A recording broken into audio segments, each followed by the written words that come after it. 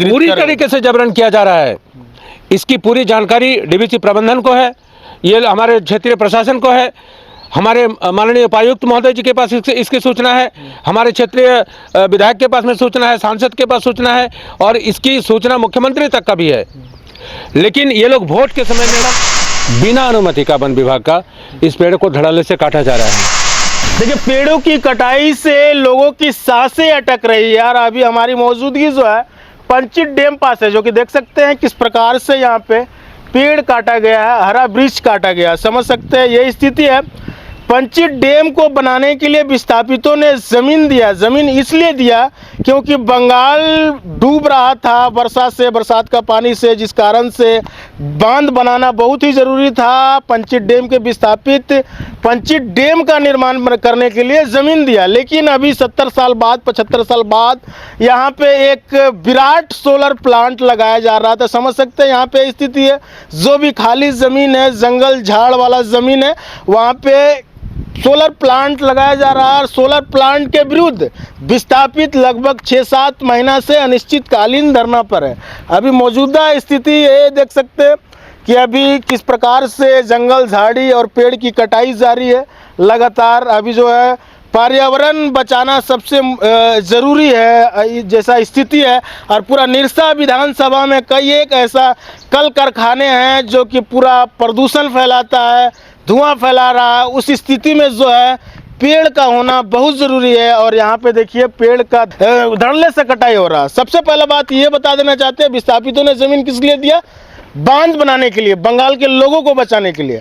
ये खाली ज़मीन पे, जंगल झाड़ वाला ज़मीन पे जो है सोलर प्लांट लगाने के लिए विस्थापितों ने ज़मीन नहीं दिया। उसके बावजूद जो है आज सोलर प्लांट लगाया। क्या कहेंगे जो इस तरह से धड़ल्ले से पेड़ की कटाई जा रही है? डीवीसी का दलील है कि हम विकास के लिए काम कर रहे हैं। ये समझ में हम लोगों को नहीं आ रहा है कि विनाश के ऊपर में विकास कैसा होता है। पिछले 75 सालों में हमारे बाप दादाओं ने, पुरखों ने ज़मीन दी है पश्चिम बंगाल को बचाने के लिए, डैम बनाने के लिए, और आज बिल्कुल नाजायज़ तरीके से बिना अनुमति का वन विभाग का इस पेड़ को धड़ल्ले से काटा जा रहा है। सिर्फ हम लोगों का ये कहना है, ये पिछले 8 महीने से लेकर के आंदोलन चल रही है। हम लोग बार बार इसी बात को दोहरा रहे हैं कि आपने अगर उस ज़मीन का अधिग्रहण किया है तो किस आधार पर किया है और उसके क्या दस्तावेज आपके पास में है। लड़ाई तो चल ही रहा। लोग जब डैम बनाने के लिए ज़मीन दिया, उसी समय मूलभूत सुविधा, नौकरी, मुआवजे के लिए जो मांग किया था वो भी नहीं मिला। और उसके बाद जो है आज सोलर प्लांट लगा रहा। 75 सालों से फुल फेज में आंदोलन चल रहा।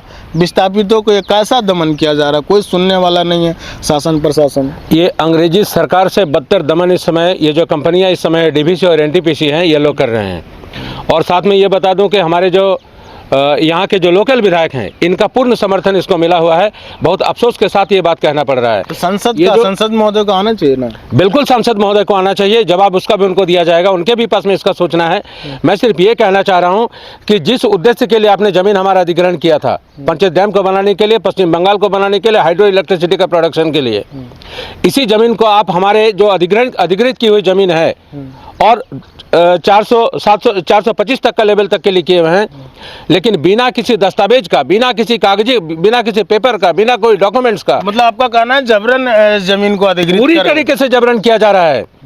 इसकी पूरी जानकारी डीवीसी प्रबंधन को है, ये हमारे क्षेत्रीय प्रशासन को है, हमारे माननीय उपायुक्त महोदय जी के पास इसकी सूचना है, हमारे क्षेत्रीय विधायक के पास में सूचना है, सांसद के पास सूचना है और इसकी सूचना मुख्यमंत्री तक का भी है।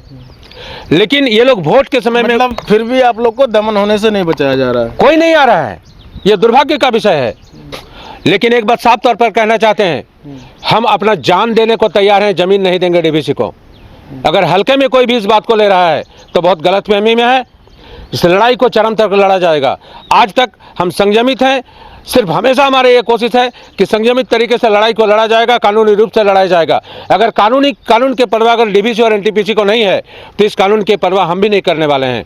आने वाला दिन इसका उग्र रूप आपको देखने को मिलेगा और जो भी क्षति उस समय में हो जाएगी, जान माल की जो भी नुकसान होगी, इसकी पूर्ण जिम्मेदारी डीवीसी और एनटीपीसी की। देखिए ये मतलब समझ सकते हैं ऐसा स्थिति है। विस्थापित कहीं ना कहीं उग्र है। देख सकते हैं यहाँ पे किस प्रकार से पेड़ की कटाई जारी है। और हमने एक बार कहा है कि ये जो खाली ज़मीन, जंगल झाड़ है, इस पे सोलर प्रोजेक्ट लगाया जा रहा है, जो कि विस्थापितों का ज़मीन है। विस्थापितों ने ज़मीन दिया था बांध बनाने के लिए, न कि सोलर प्रोजेक्ट लगाने के लिए। बाकी बात आप लोग क्या सोचते हैं पूरा प्रक्रिया के बारे में, अपना राय जरूर रखिएगा। आप देख रहे थे सोनी डिजिटल मीडिया, सचिन की रिपोर्ट्स। जय हिंद।